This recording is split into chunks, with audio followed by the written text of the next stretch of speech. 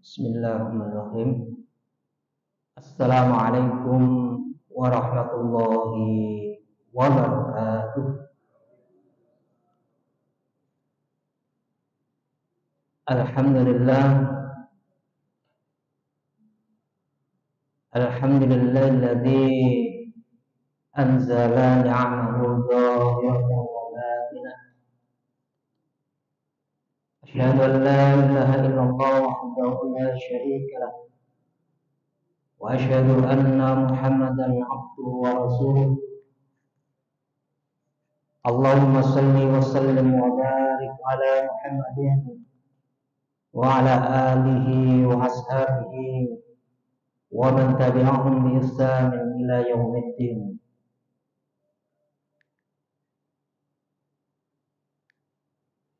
Allahumma salli wa sallim wa barik ala Muhammadin wa ala alihi wa ashabihi wa man tabi'ahum bi ihsanin ila yaumiddin. Amma ba'd. Bapak Ibu serta saudara-saudara sekalian yang dirahmati Allah Subhanahu wa taala. Alhamdulillah kita dipertemukan oleh Allah Subhanahu wa taala dalam keadaan sehat, dalam keadaan Allah Subhanahu wa taala memberikan kepada kita yaitu waktu luang, waktu senggang, yang dengan waktu luang dan waktu senggang ini Allah Subhanahu wa taala menakdirkan kita untuk mendayagunakan waktu kita ini dengan sebaik-baiknya untuk memperbanyak atau memperdalam keilmuan kita di dalam beragama, dalam pemahaman terhadap agama. Dengan begitu, para jamaah yang dirahmati Allah Subhanahu wa taala, kita bisa melihat bahwa kualitas ibadah seseorang itu terukur dari seberapa dalam pemahamannya terhadap ad-dinul Islam ini. Jadi orang-orang yang senantiasa menyibukkan waktunya baik dalam urusan dunianya, tetapi dia juga menjadikan waktu-waktunya itu untuk memperbekal dirinya itu terhadap keilmuan di dalam ad-dinul Islam ini, maka insya Allah Subhanahu wa taala progres dari hari ke hari. Amalannya orang itu senantiasa dalam keadaan berkualitas. Kita lihat orang-orang yang senantiasa menjadikan waktu-waktunya itu sibuk, ya, bukan hanya dalam urusan dunia. Pagi berangkat kerja, pulang, ya, kerja, tapi ada waktu bagi dia itu merasa galau. Kalau dia itu ketinggalan terhadap ad-dinul Islam ini dengan pemahaman yang benar. Maka dengan kita menjadikan waktu-waktu kita ini untuk menjadikan waktu-waktu kita ini berkualitas, maka kualitas waktu kita itu ditentukan seberapa besar peranan kita itu di dalam memanajemen waktu kita dengan sebaik-baiknya. Maka kalau ini bisa kita lakukan pada jamaah yang dirahmati Allah Subhanahu wa taala, kita bisa perhatikan orang-orang yang di dalam dirinya itu menyibukkan waktunya dengan thalabul ilmi, itu bisa kita lihat betapa kualitas di dalam hal ibadahnya, dalam berpikirnya, dalam berpikir katanya itu bagus semua. Itu ciri orang yang berilmu. Maka orang sebagai orang muslim, apalagi warga persyarikatan Muhammadiyah, itu di dalam kubu Muhammadiyah itu orang-orangnya itu orang-orang yang sangat senang dengan literasi keilmuan. Maka pada malam hari ini, para jamaah yang dirahmati Allah Subhanahu wa taala, saya ingin mengajak kepada para jamaah itu untuk mengkaji tentang bab tarjih Muhammadiyah yang nanti kami akan hubungi boleh beradab itu. Karena selama ini ada orang itu tidak tahu akan menjawab apakah Muhammadiyah itu mazhab, apakah Muhammadiyah itu termasuk salah satu di antara 4 mazhab, dan boleh dibilang hari ini ada yang mengusulkan 5 mazhab. Kalau kita tinggal dengan mazhab Imam Syafi'i, Imam Malik, Abu Hanifah, Imam Ahmad, sekarang ini sudah ada upaya untuk memasukkan satu lagi, yaitu mazhab Syiah. Nah, kalau kita ini tidak membekali keilmuan kita ini, ya, dengan proses terjemah Muhammadiyah, kita akan diturunkan dengan pemahaman-pemahaman sebegitu banyaknya, ikhtilaful ummah ini segitu begitu banyaknya. Ya.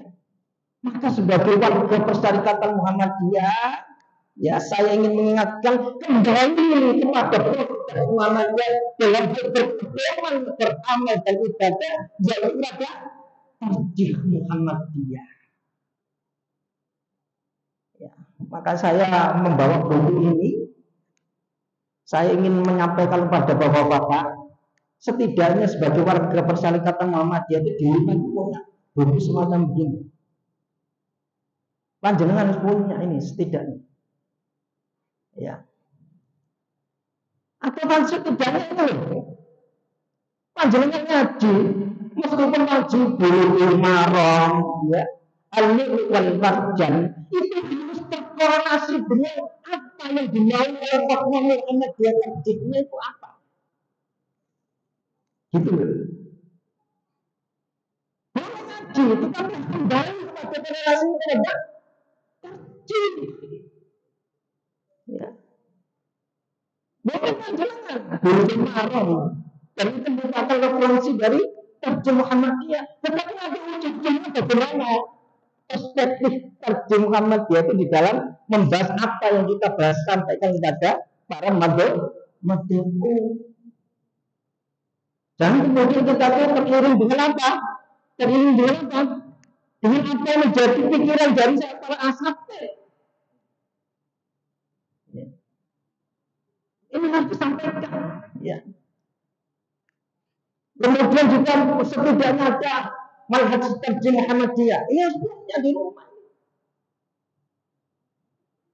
Makanya kalau saya berbicara masalah tarjih Muhammadiyah, saya tunjukkan referensi saya. Dalam hal apa? Di dalam hal bermanhaj tarjih Muhammadiyah. Bapak Ibu yang dirahmati Allah Subhanahu wa taala, kita berbicara masalah tarjih. Apa ini pemahaman manhaj tarjih Muhammadiyah? Orang selama ini bingung, manhaj itu apa sih? Mazhab itu apa? Ya. Materi ini Bapak Ibu pernah saya sampaikan dalam Baitul Arqam RM Muhammadiyah Aisyah Ngampel Sari, ya, tahun 2024 kemarin pada Juli 2025 itu saya sampaikan di kajian tarjih karyawan dan karyawati Rumah Sakit Muhammadiyah Siti Khadijah. Juga kami sampaikan materi yang sama.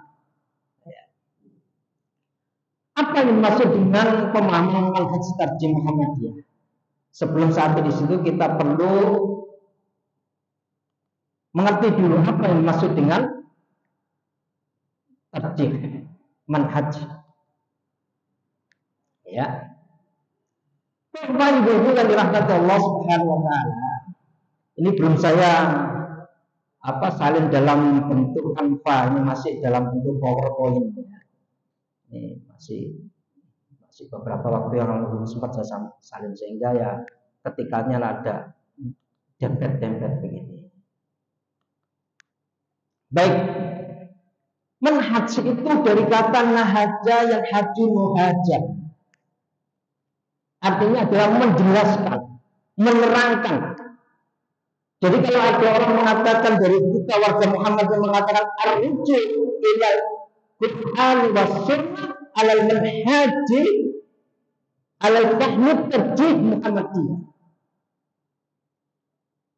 Ya, itu moto dari Persyarikatan Muhammadiyah. Kembali pada Al-Quran dan Sunnah berdasarkan pemahaman tarjih Muhammadiyah. Insya Allah benar kalau sudah masuk ke situ. Kenapa? Karena tarjih itu merupakan pedoman bagi warga Persyarikatan Muhammadiyah. Maka manhaj itu dari kata nahaja yang haji muhajir memiliki makna menerangkan atau menjelaskan. Al-minhaj memiliki makna jalan, ya. Dan kata al-manhaju memiliki makna cara atau model. Ya, ini bisa dibuka ya, di dalam kamus Al-Munawwir halaman 1467 ya. Ini langsung bisa dikorelasikan dalam Quran surah An-Nahl ayat 125 ya, bisa dibuka di situ An-Nahl ayat 125 surah 16. Di sana kita akan menjumpai kalimat ila sabili rabbika bil hikmati wal mau'izatil hasanah wajadilhum billati hiya ahsan inna rabbaka huwa a'lamu biman dhalla an sabili wa huwa a'lamu bil muhtadin. Apa arti yang di dalam surah An-Nahl ayat 125 itu? Seluruh manusia kepada jalan Tuhanmu bil hikmati wal mau'izatil hasanah wajadilhum billati hiya ahsan. Itu saya tulis dengan tinta merah ya, bisa fokus pada tinta merah yang saya berikan tulisan underline situ. Semua manusia kepada jalan Tuhanmu dengan hikmah wal mau'izah dan pelajaran yang baik. Wajadilhum billati hiya ahsan, dan bantalah mereka dengan cara yang baik. Sesungguhnya Tuhanmu dialah yang lebih mengetahui tentang siapa yang tersesat dari jalannya, dan dialah yang lebih mengetahui orang-orang yang dapat petunjuk. Inna rabbaka wa a'lamu biman dhalla an sabilihi wa a'lamu bil muhtadin. Bapak-bapak, ibu-ibu yang dirahmati Allah Subhanahu wa taala, kita fokus kepada kalimat bil hikmati wal mau'izatil hasanah, dengan hikmah dan pelajaran baik. Wajadilhum billati hiya ahsan, dan bantalah mereka dengan cara yang baik. Ini menunjukkan apa makna di sini? Makna di sini yang dimaksud bil hikmati wal mau'izatil hasanah wajadilhum billati hiya ahsan, ini yang dinamakan dengan al-manhaj. Cara berdakwah kita itu harus manhaj usulnya apa? Yaitu menyeru manusia itu dengan cara yang baik. Lek dakwah ojo mokso. Lek dakwah itu dengan ramah. Kalau dakwah itu menggembirakan, maka di dalam bermuhammadiyah itu kita ini sebagai warga Muhammad itu kalau itu harus senang, harus merasa senang. Maka di dalam berdakwah ini manhaj Muhammadiyah, ya. Kalau menurut orang kepada Allah, kepada Nabi Sallallahu Alaihi Wasallam, maka manhajnya itu adalah al-mau bil hikmah wal mau'izah, dengan cara hikmah, dengan cara memberikan pelajaran yang baik, memberikan ketauladanan, memberikan contoh. Wajadilhum billati hiya ahsan, dengan manhaj Muhammadiyah di dalam berdakwah, di dalam berdiskusi, di dalam berjidal, di dalam berdebat, ya, dengan cara yang ahsan. Apa ahsan di sini? Dengan dalil, dengan data. Tidak boleh orang itu kemudian berdiskusi, berdebat itu apa dari itu tidak boleh. Ya, karena manhaj Muhammadiyah itu mengutamakan ilmiah, argumentasi, hujjah. Tidak ambil pokok ini. Ya. Itu manhaj dari Muhammadiyah di dalam hal usul dakwah, dalam cara berdakwah. Ya. Kalau ibu-ibu yang dirahmati Allah Subhanahu wa taala, ya. Sedangkan di dalam kitab terjemah ilmu Fadl fi Ghoribil Quran, ini saya ambilkan jilid 3 halaman 689 penulis Ar-Raghib Al-Asbahani, bahwasannya kata nahaja atau an-nahju memiliki makna yang jelas. Misal dalam kalimat nahjal amru artinya perkara yang jelas. Sedangkan kalimat min hadid taib memiliki makna petunjuk yang jelas. Ya. Ini bisa nanti dibuka dalam surah Al-Maidah surah 5 ayat 48. Ya, bisa dilihat nanti di situ. Ya, di situ ada kalimat likulli ja'alna minkum syir'atan wa minhajan. Ya. Bisa nanti dibaca sendiri. Kita fokus kepada tulisan yang berwarna merah. Untuk tiap-tiap umat di antara kami berikan aturan dan jalan yang jelas, yang terang. Ya. Likulli ja'alna minkum syir'atan wa minhajan. Manhaj. Artinya apa? Manhaj itu bisa diartikan jalan yang terang. Bisa diartikan jalan yang terang atau jalan yang terang. Untuk tiap-tiap umat yang akan berikan aturan dan jalan yang terang. Syariat itu aturan, manhaj itu adalah jalan tarik, ya. Metode.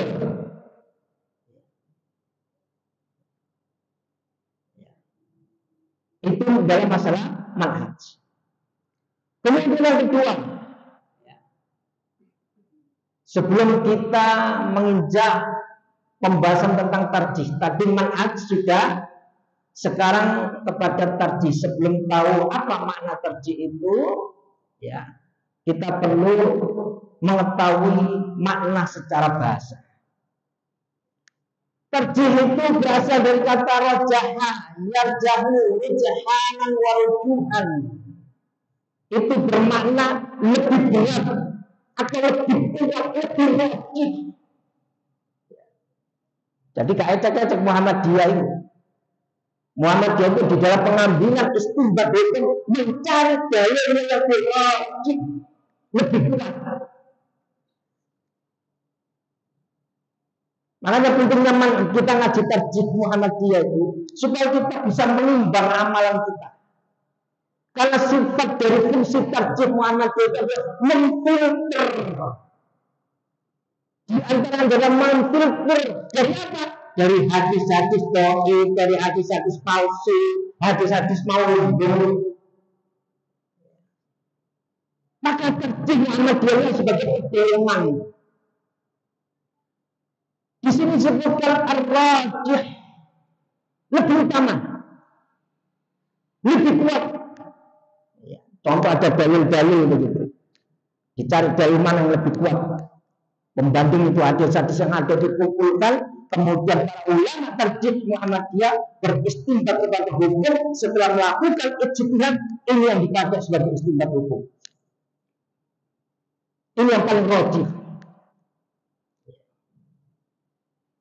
Hal ini para jamaah yang dirahmati Allah Subhanahu wa taala. Saya ambil dalam sebuah literatur ilmu usul fikih halaman 210, penulis Dr. Beni Ahmad Saidani, MSc, pengantar dari Profesor Dr. Budi Abdullah. Beliau mengatakan makna tarjih adalah meletakkan dalil yang terkuat baik dari segi riwayat maupun sanadnya, bahkan dari segi matanya. Kayak rawinya itu sampai ditelusuri rawinya itu. Ini rawinya itu jujur atau tidak itu begitu, ada tugas wilayah dari tarjih. Ya, saya pernah kalau nggak salah dalam kajian saya sampaikan Imam Al-Bukhari rahimahullah taala. Beliau itu ingin mendapatkan satu hadis dari Nabi Sallallahu Alaihi Wasallam. Ada seorang rawinya itu tinggal dalam salah satu kawasan yang jauh yang harus ditempuh sekian hari lamanya. Hanya ingin mendapatkan satu hadis.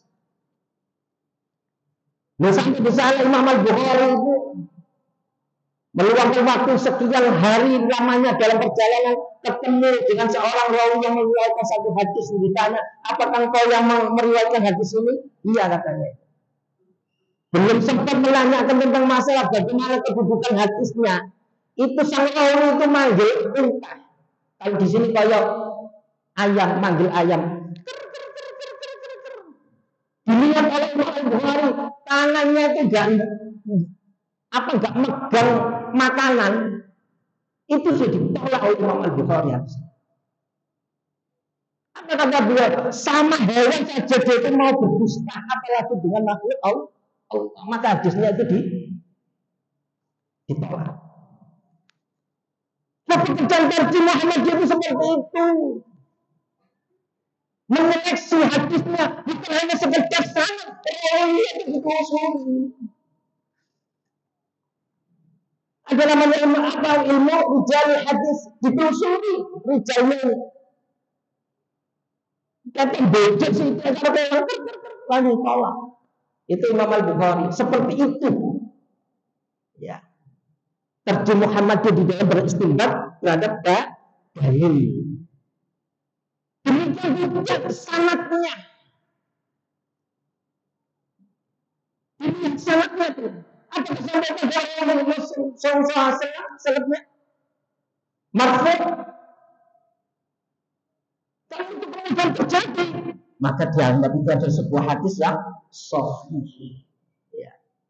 Matanya juga begitu. Apa matan itu? Matan itu isi hadisnya, kontennya. Isi hadisnya itu rawinya sudah sahih, sanadnya sudah sahih. Ternyata matanya itu meragukan. Apa misalnya? Ada sebuah hadis, bukan hadis tapi diistinbatkan kepada Nabi SAW. Barang siapa yang menggunakan akik, maka dia akan mendapatkan rezeki. Itu matanya sudah ditolak, tidak masuk akal. Ditolak. Jadi begitu pekerjaannya daripada terjih Muhammadiyah di dalam beristinbat terhadap hukum.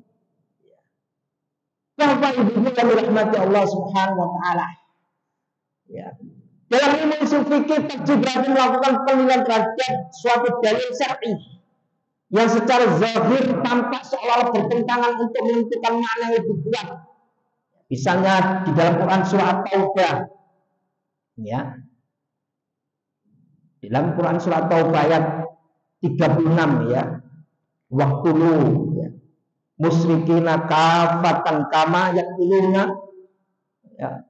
Kama yaqtulunakum insyaallah begitu ya. Kafatan. Perangilah orang-orang musyrik secara kafah seluruhnya. Sebagaimana mereka memerangi kalian kaum muslimin secara keseluruhannya. Ini kalau tidak dijelaskan terhadap bayannya, itu bisa menimbulkan fitnah. Hadis ayatnya ngomong mau merangi orang musyrik, waktu harus diperangi.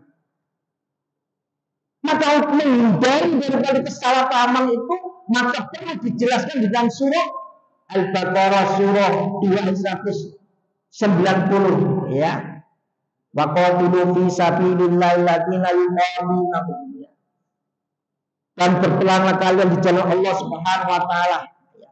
Wala ta'tadu, janganlah kalian itu kemudian bersikap berlebih-lebihan. Artinya apa? Islam itu menegakkan dalam konsep berperang itu dalam rangka untuk membela diri. Ya. Kalau membela diri boleh.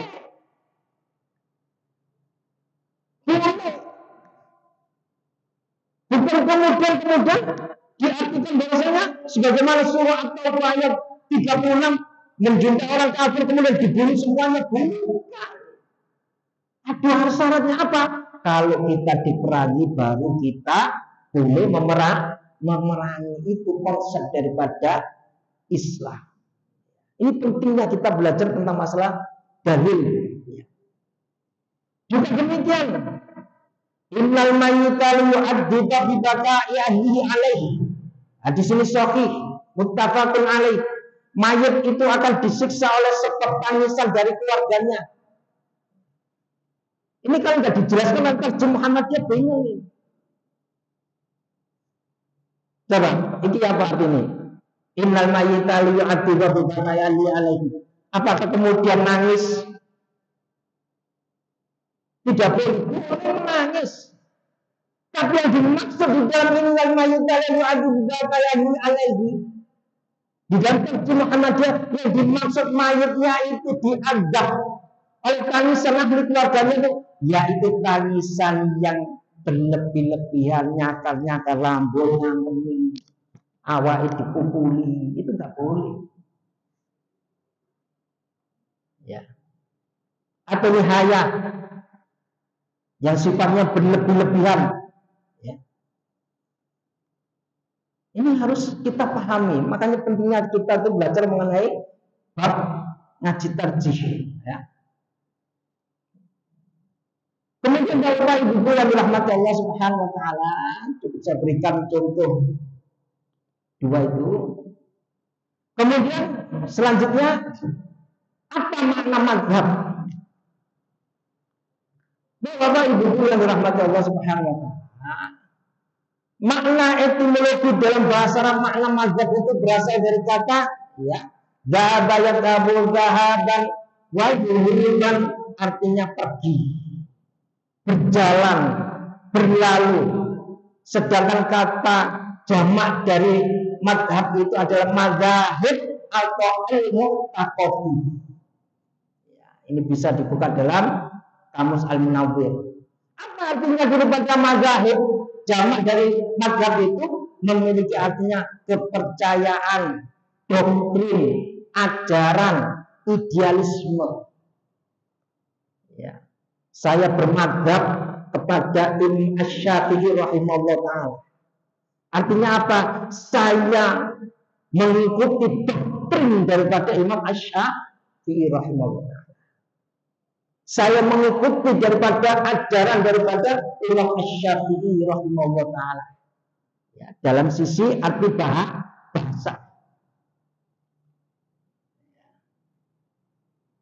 Bapak Ibu yang dirahmati Allah Subhanahu Wa Ta'ala, juga mazhab ya bisa berlalu, ya, memiliki makna berlalu, berjalan atau berlalu.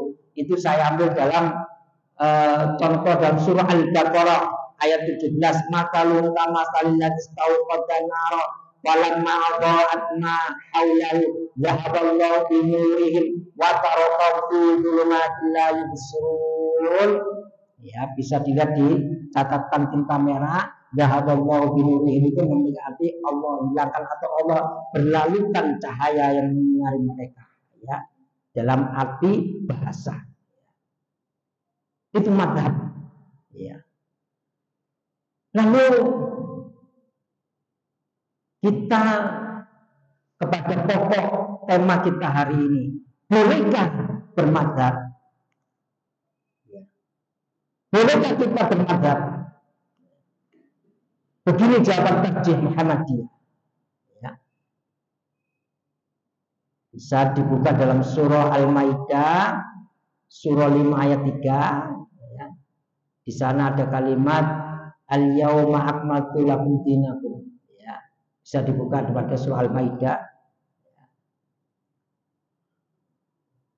A'udzu billahi minasyaitonir rajim. Hurimat 'alaikumul maitah wad-damu wal lahmul khinzir wa ma uhilla li ghairillahi bih. Di sini ya,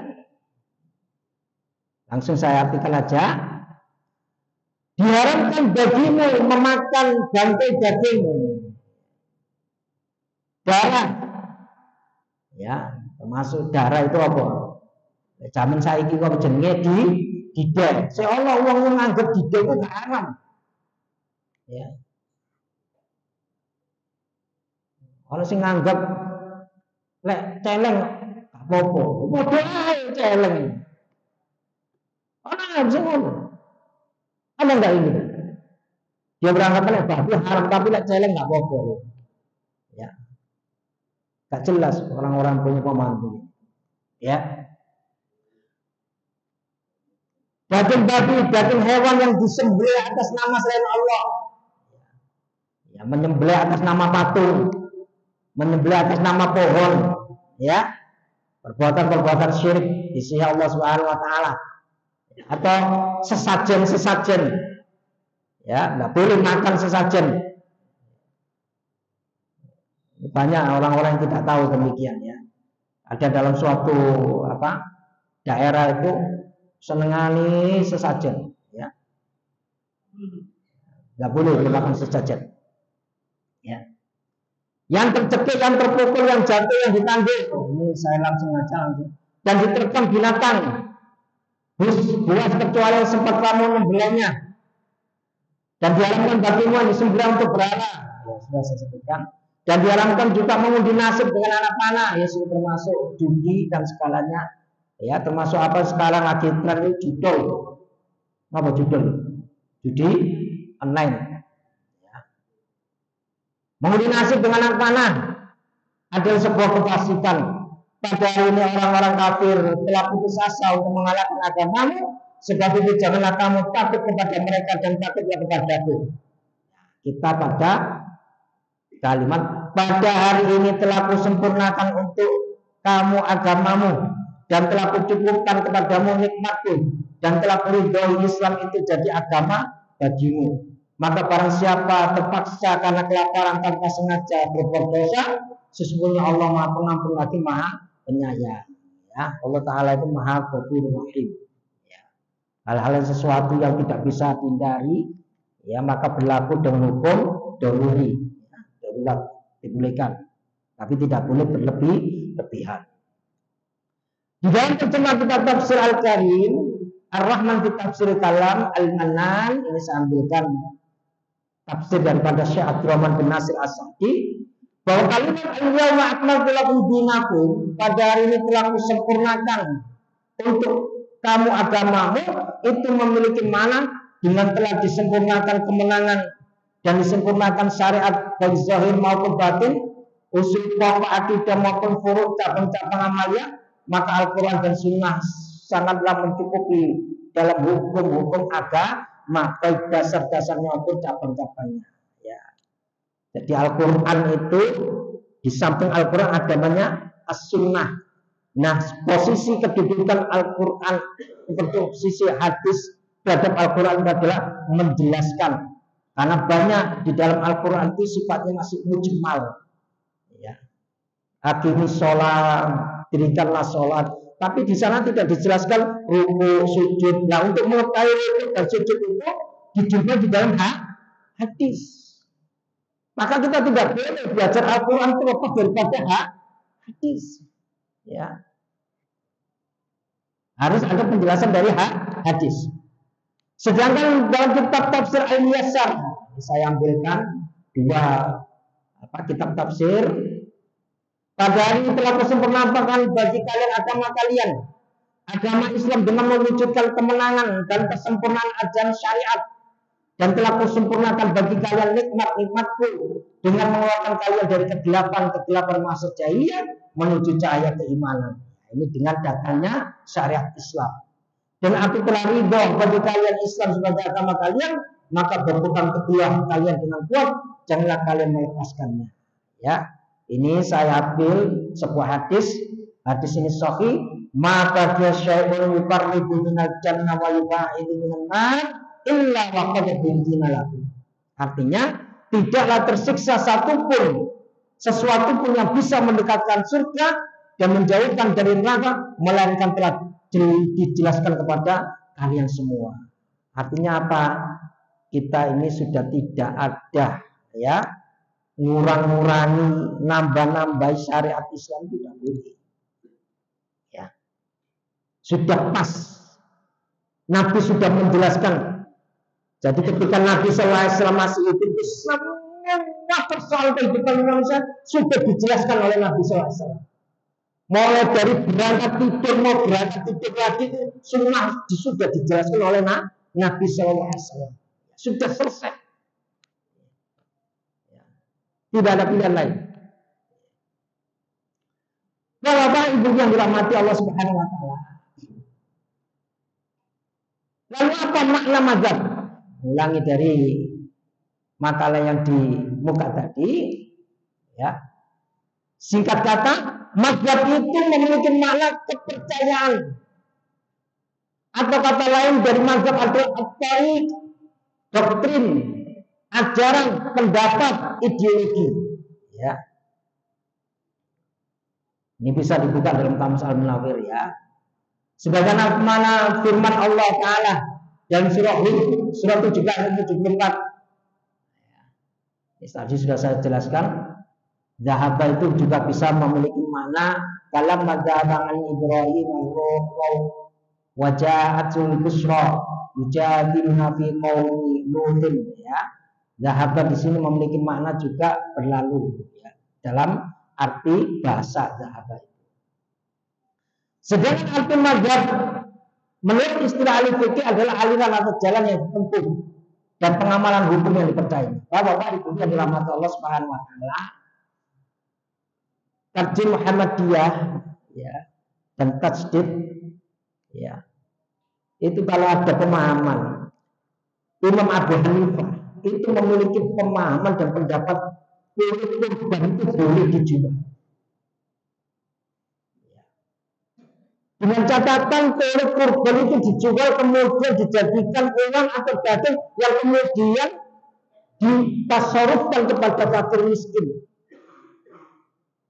Nah, kok pendapatnya Imam Abu Hanifah itu mencocoki daripada pendapat Tarjih Muhammadiyah. Di dalam Tarjih Muhammadiyah boleh menjual kulit kurban yang nanti uang daripada penjualan kulit kurban itu kemudian ditasarufkan kepada fakir miskin. Ya. Bukan berarti kemudian Muhammadiyah itu memiliki pemahaman Muhammadiyah mazhabnya Imam Abu Hanifah atau Hanafiyah. Bukan.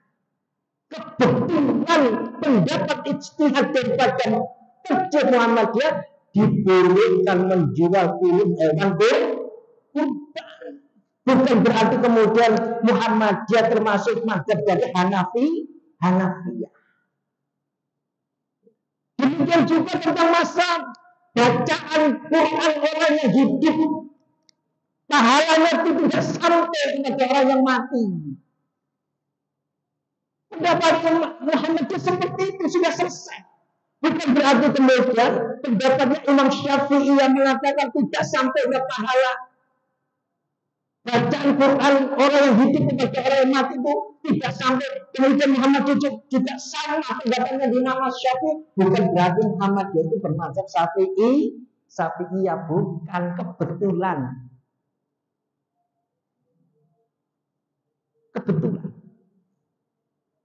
Maka di sini para jamaah yang dirahmati Allah Subhanahu wa taala, ucapan Imam Syafi'i dan sahih hadis bahwa madhabi, apabila kamu menjumpai hadis yang sahih, maka itulah madhabku. Kemudian Imam Ahmad bin Hanbal, ila sahha indakum bil hadis faqulu kai'adhaba ilaih. Apabila telah sahih hadis Anda padamu, maka katakanlah kepadaku agar aku dapat pergi menuju mengikuti kepadanya.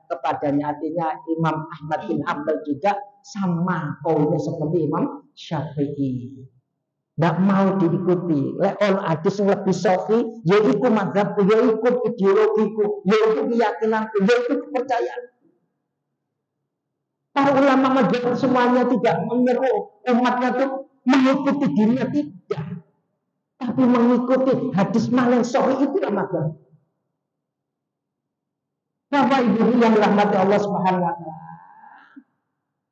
Terakhir, ini sebenarnya materi ini saya berikan pada acara, ya, Darul Arkom, ya, tapi saya singkat aja. Tarjih Muhammadiyah ma'asyiral muslimin yang dirahmati Allah Subhanahu wa taala. Kesimpulannya,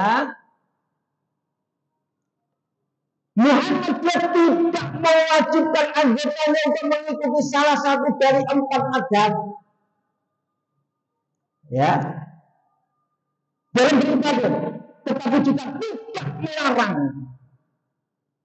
Muhammadiyah itu tidak menganjurkan seseorang untuk bermadzhab, tapi Muhammadiyah juga tidak melarang. Ya, tidak melarang. Muhammadiyah menekankan pentingnya kembali kepada Al-Quran dan As-Sunnah sebagai sumber utama dan memandang pendapat-pendapat mazhab sebagai rujukan yang bisa dipertimbangkan selama sesuai dengan dalil dan maslahat. Makanya di sini dibutuhkan ijtihad. Ya, dan sesuai dengan maslahat. Kenapa nggak boleh? Ya, kalau itu ada maslahat, kenapa tidak boleh? Ya. Sama contoh zakat fitri, tidak harus punya pemahaman zakat fitri itu dihabiskan malam hari itu juga tidak seperti itu. Boleh ditasawufkan sampai beberapa waktu lamanya boleh. Karena sekarang kondisi orang miskin, orang fakir itu sekarang itu banyak. Sementara orang itu harus memberikan sedekahnya kepada orang-orang fakir miskin.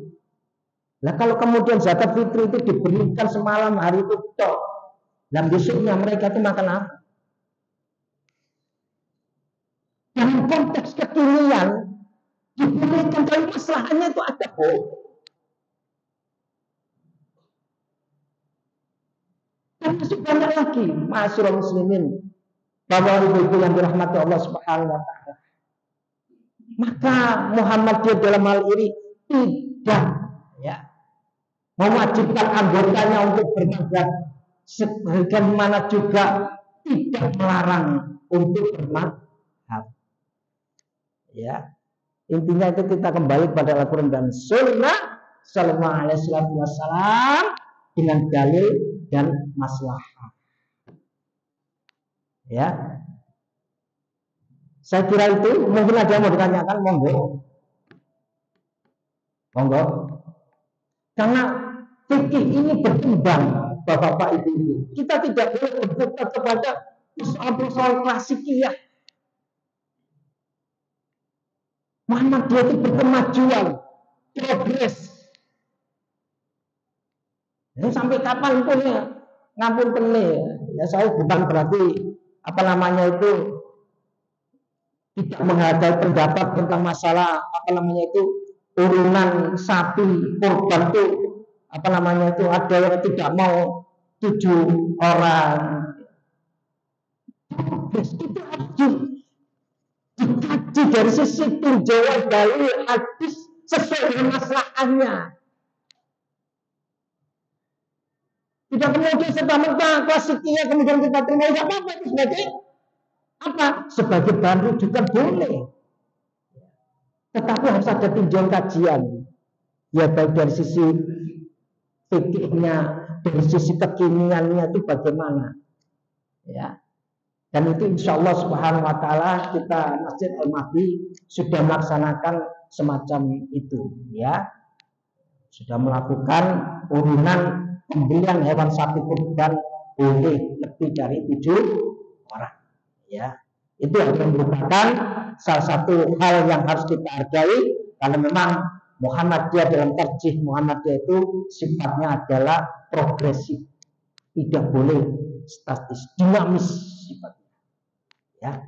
Oleh karena itu Bapak Ibu yang dirahmati Allah Subhanahu wa taala, mari kita sebagai warga Muhammadiyah kita harus merasa bangga, merasa bahagia karena kita di dalam Muhammadiyah ini ada pedoman yang dinamakan dengan putusan tarjih Muhammadiyah. Oleh karena itu Bapak Ibu yang dirahmati Allah, pesan saya jangan lupa di rumah itu paling tidak ada ya buku-buku seperti ini, tanya jawab ya, fatwa-fatwa tarjih Muhammadiyah, himpunan putusan tarjih Muhammadiyah, ya, paling tidak di rumah harus punya lah.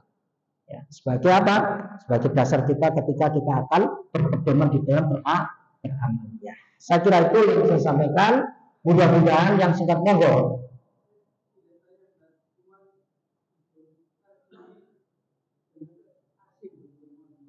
Iya.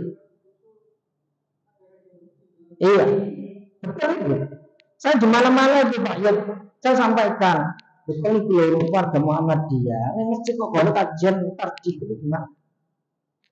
Saya sampaikan ini produk Muhammadiyah asli. Ya, lembaga terjih Muhammadiyah itu ditetapkan pada tahun 1927 pada Muktamar 16 di Pekalongan. Itu tokoh-tokoh alim ulama kita. Ya. Ada lembaga terjih Muhammadiyah, maka saya katakan kepada teman-teman, cobalah dikaji. Terjih Muhammadiyah itu harus dikaji. Ya. Nah, kita sebagai warga Persyarikatan Muhammadiyah itu setidaknya ibadah kita itu mencocoki. Masuk Merdeka kalau untuk menseragamkan ibadah kita itu balik oleh Aceh. Insya Allah kamu nggak akan bentar celeng. Ayo, nggak akan bentar celeng kamu. Tapi kalau kamu ngaji ini ini tidak merujuk kepada terjih Muhammadiyah, saya yakin nanti ibadah bentar celeng. Nggak beda. Nggak beda. Itu ngaji nanti. Ya, tapi kita tidak boleh mencela. Ya, kita tetap menghargai dan kita mengembangkan sikap tasamuh, toleransi tetap sama saudara kita. Yang penting ada dalil dan kita laksanakan sesuai dengan apa yang menjadi keputusan terjih Muhammadiyah. Saya kira gitu Pak ya. Ya, ada lagi ya. Mari kita tutup dengan doa kafaratul majlis. Subhanakallahumma rabbana wa bihamdika asyhadu an la ilaha illa anta astaghfiruka wa atubu ilaik. Nasrun minallahi wa fathun qarib. Assalamualaikum warahmatullahi wabarakatuh.